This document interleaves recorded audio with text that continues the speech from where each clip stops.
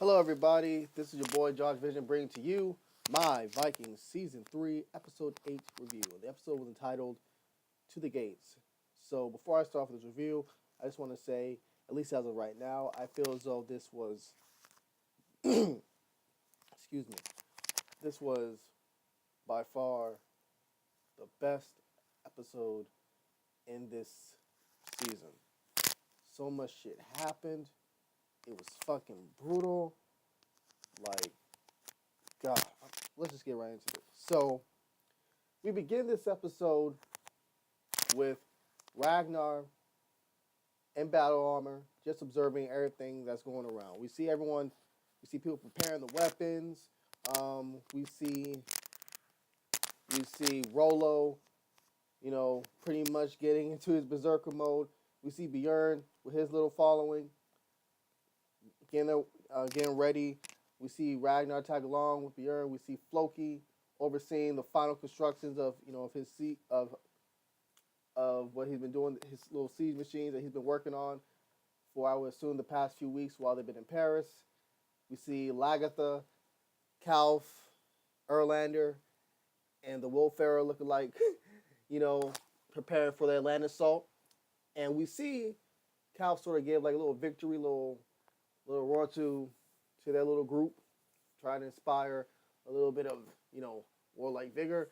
And we see um, Kalf pretty much at first leading the group, and then Lagatha notices that she immediately gets in front, like saying, "Listen, I'm still the leader. I don't care if you took my title." So, yeah, also see Count Odo and his men preparing.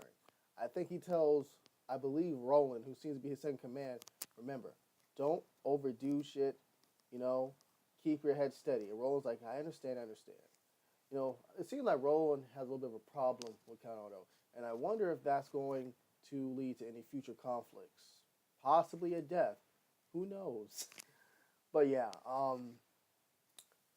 essentially, yeah. So this episode, um, when we get to Lagatha and Kalf and Erlander with them attacking by land, we see them, kind of, especially in not Erlander, especially in Kalf's case, just observing the city, like he's in awe of the city of marble.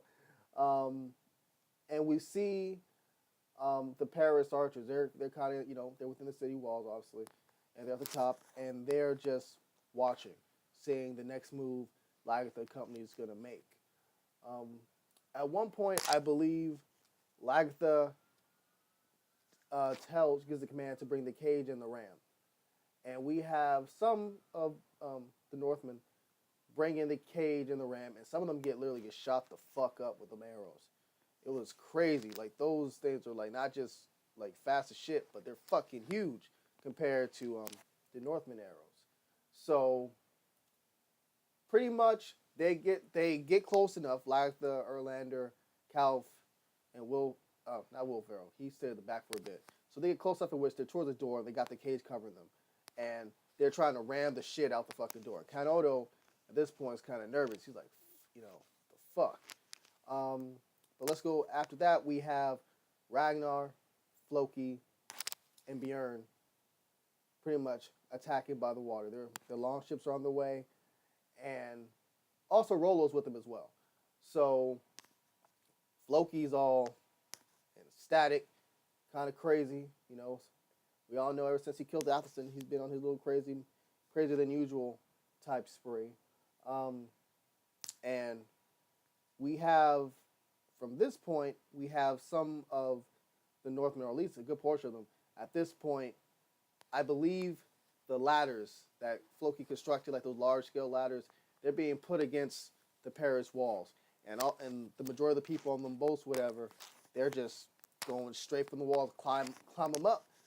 Some of them are, and it's crazy because, like, when you watch this scene, the arrows, like, it's just a fucking parade of arrows. It's like as soon as you step off the damn boat, you getting got with an arrow. And it was just insane.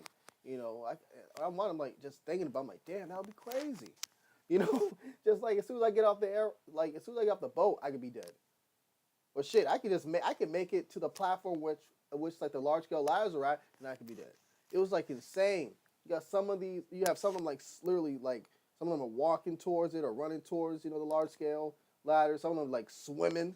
You know what I mean? Like their best way of trying to stay the course until they get to the ladder. And you have Bjorn and Rolo pretty much yelling and inspiring them to like get up them damn ladders. And it's crazy because you see some of them, as soon as they get to the top of the ladder, some of them getting cut off by some of the soldiers or whatever, and some of them actually getting into, they're actually able to get over the walls, and they're going going brutally like tit for tat with the Frankish soldiers. Um, let's get back to Lagatha and Kalf and company. So at one point, pretty much, Kalf is seeing this shit ain't working. So Kalf tells the Will Ferrell lookalike pretty much, yo, bring the tools, bring Orlando's tools. And we have this really epic scene in which when the Will Ferrell guy lookalike gives the command, some of the Northmen, as soon they got them tools, they get they going, you know what I mean? And they're running. It was just the episode, like the scene is just slow motion. Because as soon as they're like, it's like going through like a mine full of detonators. As soon as they're just running and give them these tools. A few of them get shot, from arrows. One gets shot brutally, like right in between the neck, and it was nasty. And the ones that are able like to get there, give them the tools, and they're running back. They ain't so lucky. I don't think none of them that gave them tools and try to run back survived. But yeah. So they're able to get like pretty much a fucking large, like really huge arrow metal like object pretty much through the door, two of them, and they're literally just pulling to just break that damn door open. So at this point, Count Odo is like kind of prepping it, like has his little group with him, and he's sort of preparing to go to war. But one of the soldiers tells him that the other Northmen, have managed a way to get over the walls, and they're soon. And if we don't stop them soon, they might be able to take over the city. Get in, get within the city walls and shit. So Kanoto pretty much goes with the messenger, and he goes to where the water attack and the scaling is going on. So we see Floki at this point just seeing like. At this point, just the fucking bloodshed and the fucking bodies are piling up. You see so many, like, bodies in the fucking water, dead, or about to succumb to their wounds, or, like, it was just fucking crazy. And you see some of the Northmen coming last. Some of them are afraid, There was one particular fellow who was nervous. And Rolo looked at this dude, got the axe, and slashed this motherfucker, killed him, and said, coward. And Rolo went... say, what, fuck this, I'm gonna do this my own damn self. And he went up the fucking ladder. And when Rolo went up the fucking ladder, oh, Jesus Christ. This motherfucker went to work. This dude was cutting dudes down left and fucking right. Right from the fucking ladder. And at this point, you have Princess Gisela. I believe there was this flag that was dipped in the blood of one of Frankia's treasured saints.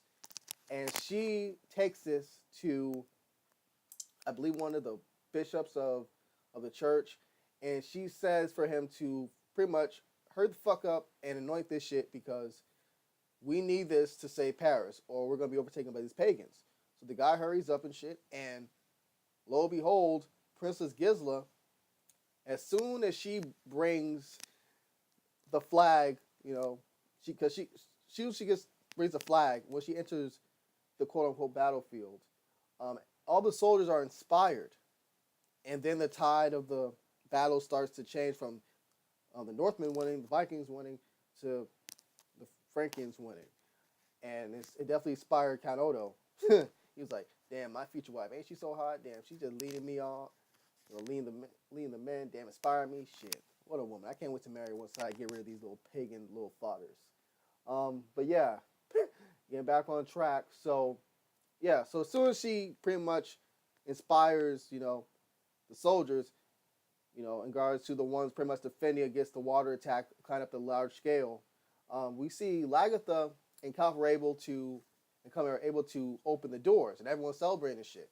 But what's kind of weird about it is that now the hallways are fucking wide open.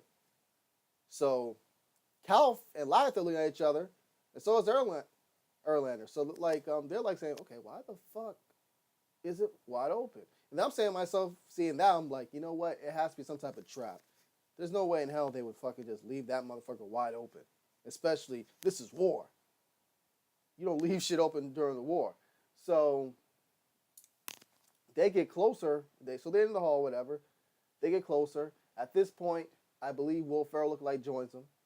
And Calf starts to hold back a bit. Like he has a funny feeling. And then lo and behold, like the gate kind of opens a bit. And we see that it was a trap all along, and that they had this little contraption that was literally like an automatic gun. But instead of automatic gun, it was like an automatic big-ass arrows just starting to shoot at the Northmen, at the Vikings. And it was fucking crazy. And not only that, they still have archers shooting at them at the same time. So Calf, thankfully, since he pulled back a bit, he had to knock Lagatha the fuck out in order to stop her from getting an arrow in the face or the throat or whatever. Erlander, who was like with the front, who's actually in the front of of the group that was trying to ran right into the hall and just try to take it, go inside the city, whatever. He got caught with one. Like it grazed his face, I believe, or a little bit or maybe his cheek, but it grazed him. It grazed him enough. I wouldn't say more. I wouldn't actually, after seeing that, I wouldn't say a graze. I would say more like a damn butcher type graze, but and they were able. So pretty much, Calf and Lagatha were able to survive because Calf saved him and Lagatha by knocking her the fuck out, and Erlander barely survived because just by the fate. I would say fate, but yeah, going back to the ladder and the large scaling and just that battle.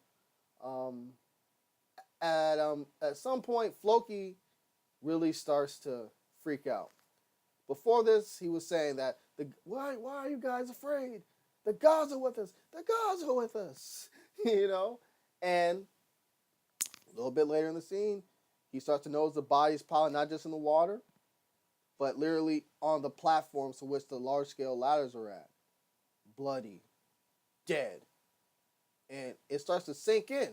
And at one point, he sees one of his fellow Northmen pretty much on the ladder. And these Paris mother Canuckers, these Frankens, they literally pour hot-ass oil on one of the people, on one of the guys. And the dude falls from the ladder, straight to the water. And the other guy, not only gets poured, the oil pours him, this dude is set on fire. And I believe one of the ladders actually got set on fire. And it was crazy. You're like, damn. And even Floki's like, what the fuck? At this point, Floki literally hides within, one of his large-scale ladders, and he starts to have a freak-out moment. He's like, what the fuck? And Ragnar notices all the shit that's happening, and he gives Floki that look. Like, see? Yeah, like he planned this shit all along. It seems though, like Rando. Why the fuck am I thinking of Rando? I mean, Ragnar seemed like he actually had this in mind, that he was willing to let, his own people, like for this to possibly fail, just to sort of get some type of vengeance against Floki for killing Athelstan. And that look he gave Floki was just like, damn, bro, you went this far? But, Ragnar's Ragnar. So we have Floki pretty much saying to himself that this is all Athelstan's fault. And you're saying, oh, really, dude? You killed the man, and you're still going to blame Athelstan for this shit. And then at another point, he starts to really get pissed at the gods, saying, why are you doing this to me? I gave you half everything half everything I get. I've been loyal. I've been faithful. I gave you stuff. Like, why? And then he starts to say, and then it's like, it was just like crazy what you start saying, Floki is a fool. And at one point, this dude literally got his own knife. It was about to cut his throat. And then, lo and behold, one of them one of those burning Northmen pretty much fell through the ladder, fell like missed him by a little bit, and it was just really crazy. And Floki seeing the body just burn. It was just crazy. It was like Floki has literally descended into Christian hell. You know, the irony, the fucking irony. So Ragnar only gets involved in this battle when he sees Bjorn start to climb the ladder. And once him and Bjorn, it's like when Bjorn starts climbing the ladder, he sees Ragnar climbing with him. They exchange that father and son look, and they climb up that motherfucker, and they go to town. It was like father and son going to town, and you got Uncle Rollo going to town. And Rollo eventually is sort of thrown off the ladder once he sort of notices Princess Gisla. And Princess Gisla sort of notices Rollo too. They're just sort of staring at her like, who the fuck are you? Damn, you look nice. You know? But Rollo was pushed off the ladder, and the way they shot it when he fell, it made it seem like he was dead. But you knew he wasn't dead. He wasn't going to die. But yeah, so back to Ragnar and Bjorn. They're going to town. They're killing motherfuckers. Ragnar, badass usual. Bjorn's starting to remind me of his father finally. And at one point, Ragnar gets awfully close to fucking Count Odo and Princess Gisla. But he's overtaken by a group of them. So at this point, he's still fitting himself off pretty well, but, you know, the number game is kind of overwhelming. And he looks at the actual city, you know. He gets a really good glimpse of what the city is truly like. You have to see the buildings, all this shit, you know, like a little bit of a tease. And then he looks at the soldiers, laughs, sticks his tongue out, and this dude jumps off the fucking thing. I'm like, damn, he really jumped. And he just like collided into a wall and fell. So you know he has some type of internal injuries and organs. I guess you could say that too. So he wakes up. We see that Bjorn has gotten a few arrow shots to the back.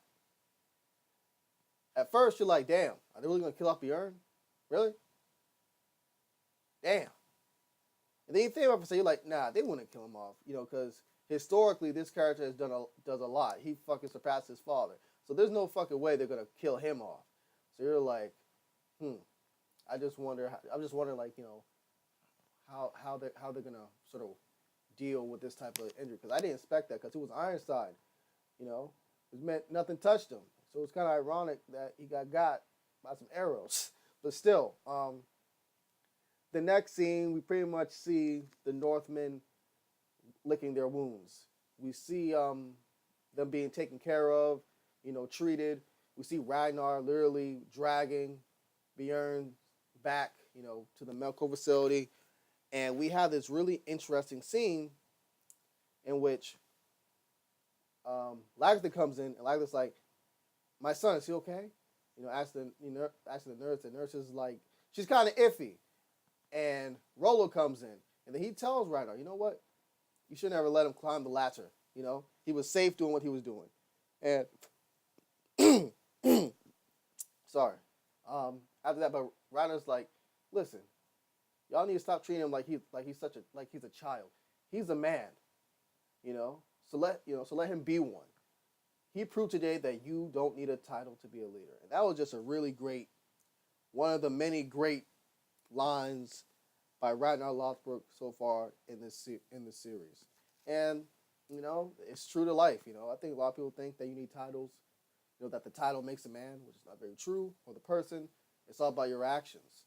And from season 2 to around this time, Bjorn's been trying, you know, to learn how to become a man, whatever. And he had a lot of fuck-ups, whatever, you know, immaturity, lack of, you know, you could say reckless youthfulness. But it's at this point that I believe he's finally going to start to turn the corner, which he's going to become the man, the warrior. I would say the man, you know, that his father is. Because we all know Bjorn's a great warrior. That dude is fucking nasty as shit. Damn. This dude beat fucking Rollo. Even though Rollo was drunk, he beat Rollo. That's all I got to say about that. But yeah, continuing on the scene, Rollo's like, listen, we were so close to getting into the city. We won't fail again. And then Ragnar sort of gives that look like, yeah, I agree with you. But when Rollo sort of hit him with a little bit of force when he said that, Ragnar was like, okay, chill. I got to leave a bit. My ribs are kind of fucked up. or at least that's what I think's only fucked up.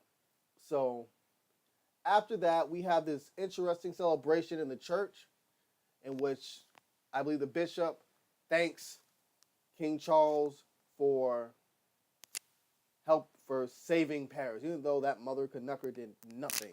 He didn't do shit. It was all Count Odo and even his daughter. But then again, from what we've seen in the first two episodes, Emperor Charles, doesn't mind having the true skewer debate. He doesn't mind having people do his dirty work for him because he's a bitch. Well, in my opinion, he's a bitch. But yeah, and it's interesting. An interesting that happened in this scene. We see Count Odo not only looking at Princess Giza like, yeah, it's gonna be my wifey one day. Can't wait. We see another woman character. She's staring at him, and he looks at her like, damn, not bad. How you doing? But yeah, that's pretty much all that happened, at least in regards to Paris in this episode, this scene. So we have Ragnar briefly speak with Bjorn, and he tells Bjorn, listen, son, I'm proud of you. You led today. And Bjorn's like, yeah, I led today. Yeah, but you know what, Dad, honestly, I only listen to my instincts. And then Ragnar's like, well, that's a start. Beautiful. Fucking beautiful. I loved it. So Bjorn asks, so what are we going to do in regards to Paris? And Ragnar's like, I have an idea, but I have to speak to an old friend. So the final scene of this fucking episode is essentially Ragnar speaking to Athelstan. Even though Athelstan was not there, obviously, because he's dead. So he tells Athelstan that, well, you thought I was too hard on Floki? That was nothing.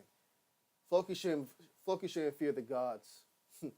He should fear the fury of a patient man. I love that line. And then he's like, you know how patient I can be, Athelstan. And then he ends it with this beautiful, thing, which is like, you were so right about Paris, Athelstan.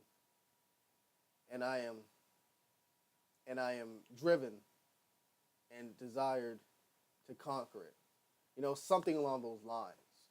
So yeah, that's essentially all that happened in No. There were two other things that happened in this episode. Actually.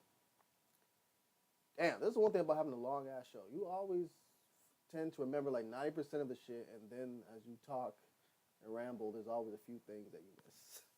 But yeah, so Perun, I believe that's her name, Bjorn's girlfriend / baby's mother, she decides to leave because that little vertical scar on her face, which isn't that bad, is making her feel though she's ugly, she's a monster, she needs to leave and abandon her child. What the fuck? But anywho, she tells Aslog, I need you to raise her for me. But Aslog's like, no, you're her mother. But doesn't work out. Perun leaves anyways, and she leaves looking like Gandalf's wife. Because she had the same get up as Gandalf. There's a Christian that actually entered Kattegat, and he was really brash. Really fucking brash. And he was saying, listen, because he was brought actually to Queen Aslog because he was a disturbance in the marketplace, denouncing the pagan gods. And yeah, and Aslog was saying, listen, you know what? I will say that your Christ is a god. But he's not stronger than our gods. Our gods are all around us, and they have done really miraculous things. Is that not true? Asking, the people in the Great Hall. And the Christian missionary, he's all like, listen, your gods are made by humans. They are flawed, deaf, dumb, and blind. Not I'm about to say blonde. What the fuck? Blind. And how can those in ignorance, like, pretty much protect themselves or do anything for themselves? Essentially, I'm here to be the light. I'm here to bring you the life of Jesus. Jesus, motherfucking Christ. And at this point, as I was like, okay, let's have a test. Let's see which God is truly the strongest.